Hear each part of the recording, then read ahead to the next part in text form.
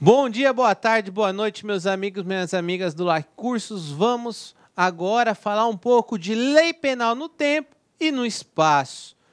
Artigo 2º do Código Penal, tá certo? Gente, começando então a falar, vamos aqui, lei penal no tempo e no espaço. Lá diz no artigo 2º, ninguém pode ser punido por fato que a lei posterior deixa de considerar crime, cessando, em virtude dela, a execução e os efeitos da sentença condenatória. Parágrafo único. A lei posterior, de qualquer modo, favorecer o agente, aplica-se a fatos anteriores, ainda que decididos por sentença condenatória transitada em julgado. Então, aqui nós estamos, o primeiro aspecto da aula de hoje é falar sobre a lei penal no tempo. E a lei penal no tempo, o artigo 2º, deixa bem claro que qualquer lei que venha beneficiar o acusado ou até mesmo extinguir o crime, ela tem que ser aplicada imediatamente. Independente se houver trânsito em julgado, tá? Deixar bem claro. Mesmo que a sentença condenatória tiver transitado em julgado, isto é, aquela que não cabe mais recurso, mesmo assim a lei penal mais benéfica deverá ser aplicada. Aí você vai falar assim, mas poxa, professor, então ninguém pode ser punido por fato que a lei anterior... Sim, se vier uma lei nova e disser aquele não é mais crime, que nem bigamia. Bigamia desculpa, bigamia não. O crime com relação à traição. Traição, antigamente, era crime.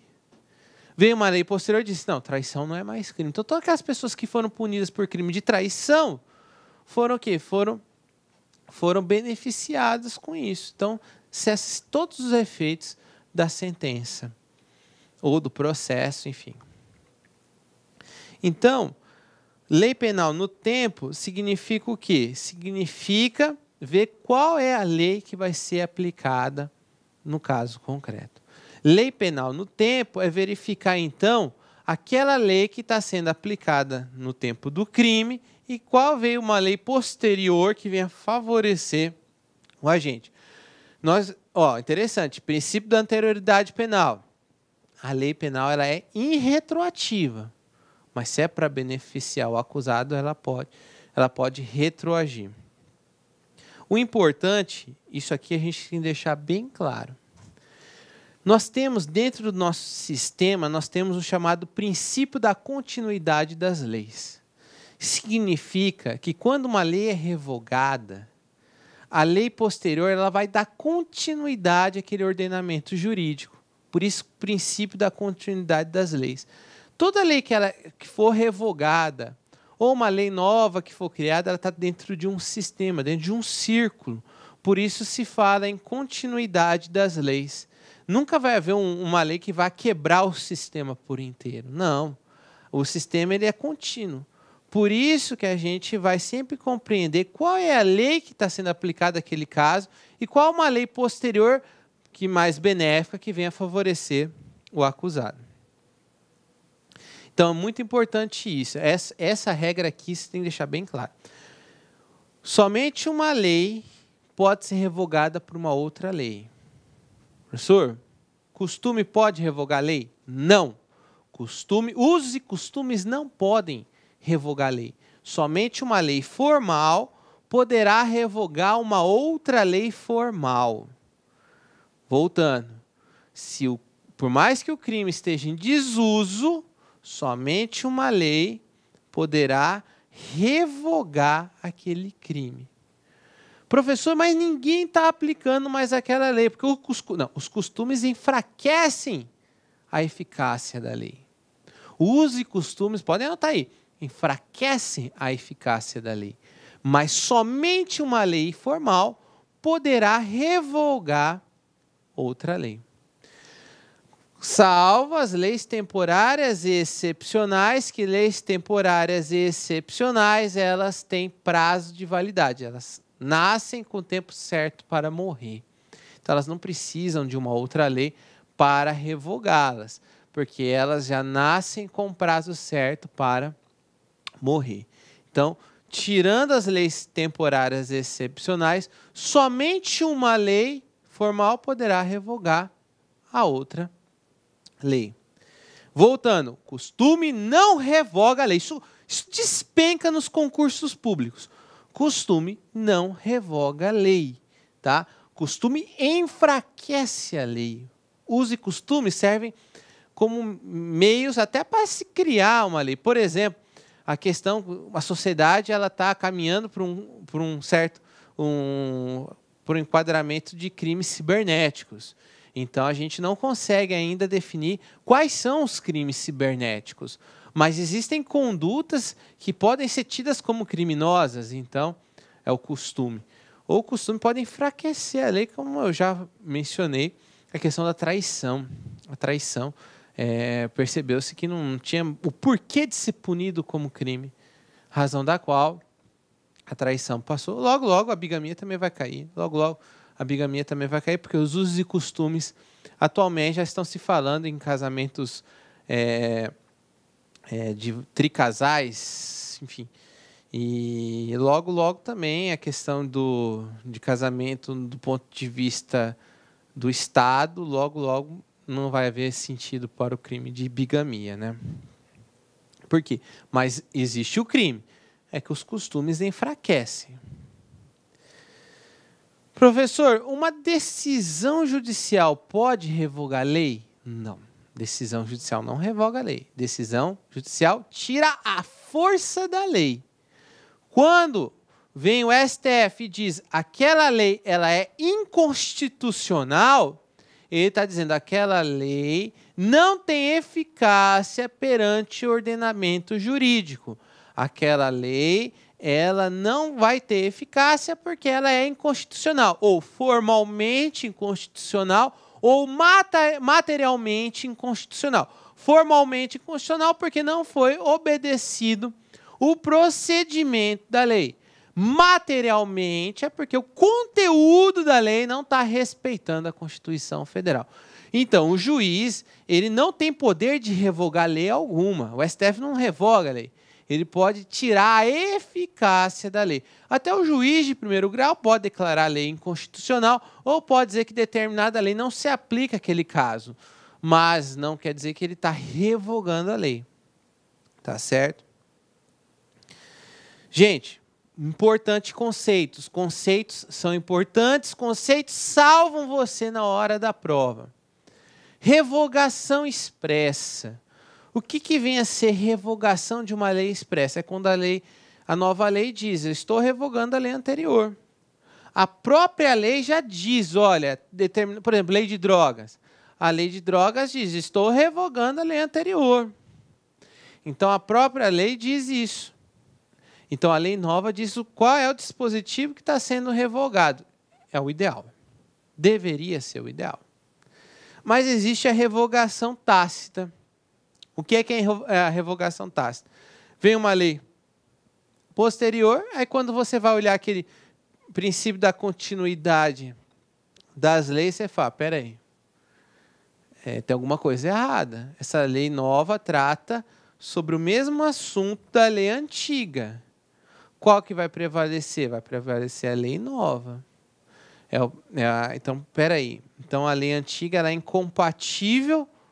Ela é incompatível. Então, há uma revogação tácita. Tá certo? Porque a lei anterior ela não está sendo compatível com a lei nova. E existe a revogação global. É quando vem, por exemplo, um novo código. Vem um novo código disciplinando novas regras do direito penal. O código anterior, globalmente, ele acaba sendo revogado. Tá certo? E duas coisas que costumam cair em provas que a gente acaba errando. Abrogação significa revogação total. Abrogação, revogação total. Derrogação, revogação parcial. Então, o examinador, na hora do concurso público, quer confundir você. O examinador ele quer chegar e falar, eu vou botar uma pegadinha, eu vou usar uma expressão, porque eu vou usar revogação. Não, revogação o candidato já sabe. Eu vou usar abrogação. Então você já sabe que abrogação é revogação total. E derrogação é revogação parcial. Professor, o que é conflito de leis penais no tempo? É aquilo que nós acabamos de falar de revogação. Conflito de leis penais no tempo, na verdade, é quando existe uma situação, vamos botar aqui, existe uma situação, essa é a situação, vou botar a situação A, e podem ser aplicadas nessa mesma situação a lei A, a lei B, a lei C. Pode ser aplicada várias leis naquela mesma situação. Então, quando se fala em conflito de leis, significa que, no mesmo fato, aparentemente, pode ser aplicadas 1, 2, 3, 4, 5 leis. E aí a gente tem que solucionar esse conflito, porque só tem que ser aplicada uma única lei. Professor, quando que se dá esse conflito?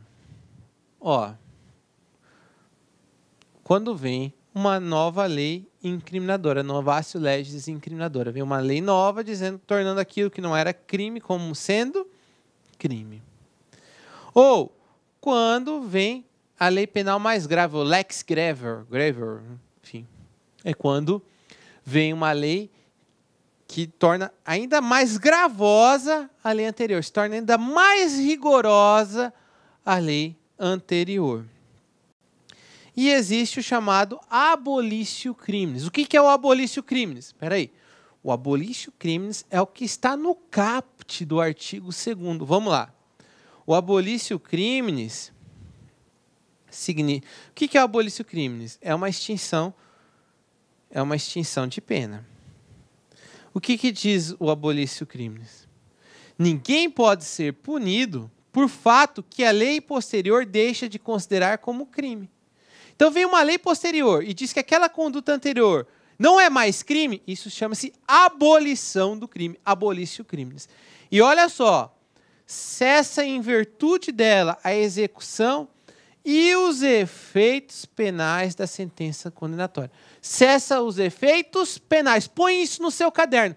Não cessa os efeitos civis, só os efeitos penais. Porque quando você comete um crime, você vai pagar do ponto de vista penal, você vai cumprir do ponto de vista penal, e você poderá também ser punido do ponto de vista civil. Mas como assim, professor? O sujeito entra com uma ação de reparação de danos. Por mais que você possa ocorrer abolitio criminis, mas os efeitos civis continuam valendo. Então, aquela reparação de danos ainda pode continuar o seu andamento normal. Do ponto de vista penal, você não é mais punido. Abolitio criminis serve só para o ponto de vista criminal. Então, vamos imaginar a Lava Jato. O sujeito vem uma lei e diz assim, olha, não é mais crime, enfim, tudo aquela coisa da Lava Jato, mas a obrigação de reparar pelos desvios daqueles bilhões de reais podem continuar valendo na esfera civil, tá certo? E nós vimos também que qualquer lei posterior mais benéfica acaba favorecendo. Eu fiz um quadrinho aqui, e esse quadrinho para deixar bem fixado. Se a lei posterior ou abolitio criminis acontecer em primeiro grau, durante o inquérito policial, durante a fase do processo em primeiro grau, será o juiz natural de primeiro grau. Então, vamos supor eu estou lá em Porto Velho, sou juiz em primeiro grau, sou juiz substituto em primeiro grau, e aí vem uma lei posterior, eu estou lá mexendo no processo, tudo veio uma lei posterior e diz que aquele fato não é mais criminoso, ou aquele fato, de certa forma, é mais benéfico ao acusado. Então, eu, juiz de primeiro grau, vou lá e já posso aplicar a lei. Professor, precisa de pedir? Não. É de ofício. O juiz, constatando aquilo, o juiz tem o dever de aplicar a lei mais benéfica, ou abolitio criminis. Ah, mas professor, na verdade, já está em grau de recurso. Quem está julgando são os desembargadores. Ou trata-se de competência originária dos tribunais. Quem julga é o STF, STJ, enfim. Neste caso, é o juiz de primeiro grau? Não. Neste caso, será o tribunal competente. Se está no STJ, será o STJ. Se está no STF, será o STF. Se está no Tribunal de Justiça, será o Tribunal de Justiça. Ocorreu o trânsito em julgado da sentença. Ocorreu o trânsito em julgado da sentença. Não cabe mais recurso. Ele já está cumprindo pena. Vem uma lei posterior que ocorre a abolição do crime ou favoreça. Neste caso, a súmula 611 do STF é bem clara. Transitada em julgado a sentença condenatória, compete ao juízo das execuções a aplicação da lei mais benigna, isto é, mais favorável. Então, o juiz das execuções penais. Quem é o juiz das execuções penais? É o juiz que está executando a pena. Por exemplo, no caso, vamos imaginar lá em Porto Velho, existe lá uma vara de execuções penais. Então, todos os processos de Porto Velho, eles, condenatória, transitada em julgado, vão parar lá na vara de execuções penais. Mesmo aqueles oriundos lá do Tribunal de Justiça vão parar lá na vara de execução penal, porque quem cuida da execução penal é o juiz das execuções penais. Ele cuida dos presídios, cuida da questão dos benefícios e tudo mais. Então, verificado isso, não é o tribunal que vai verificar, é o juiz da execução penal que vai fazer a adequação para aplicar a lei mais favorável. Recentemente, nós tivemos um caso. Foi quando antigamente tinha-se um entendimento de que o tráfico privilegiado ele seria considerado crime hediondo. O que é o tráfico privilegiado? É o sujeito... Olá, meus amigos, minhas amigas, sou o professor Luiz Antônio Carvalho, estou aqui para fazer um convite muito especial para vocês. Eu sou o coordenador do site laconcursos.com.br e com muito orgulho estou aqui para apresentar uma isolada top de linha de direito penal, parte geral, com o professor Pedro Silas, né? Este curso do professor Pedro Silas, ele grava artigo por artigo do Código Penal, tá certo? Direito penal, parte geral. Artigo por artigo, claro, cada artigo com seu reforço pedagógico aí, com seu reforço pedagógico necessário, teórico, fundamental para o entendimento da matéria. Então, grande professor Pedro Silas, o nosso professor magistrado aqui da Lá Concursos, essa isolada do artigo 1º até o artigo 120 do Código Penal por apenas um investimento de R$60. É isso mesmo, R$60 e o prazo de acesso 60 dias. Ou seja, R$1 por dia você vai ter uma das melhores isoladas de direito penal do Brasil com o professor Pedro Silas. Bacana, meus amigos? Então tá aí para vocês, o convite está feito. Nós colocamos aí só um trechinho, um pouquinho da demonstração aí das aulas do professor Pedro Silas para vocês no YouTube, nessa playlist específica. Detalhe, quase todas as videoaulas, o professor Pedro Silas aí trouxe a resolução de exercícios. Tudo bem? Pessoal, quer fazer matrícula? Então clique aqui embaixo, nós temos um link aqui para a isolada e nós temos também um link aí que vai direto para o nosso WhatsApp de atendimento da Lá Concurso. Bacana, meus amigos? Espero vocês, um forte abraço, fique com Deus, tchau, tchau. Clique lá.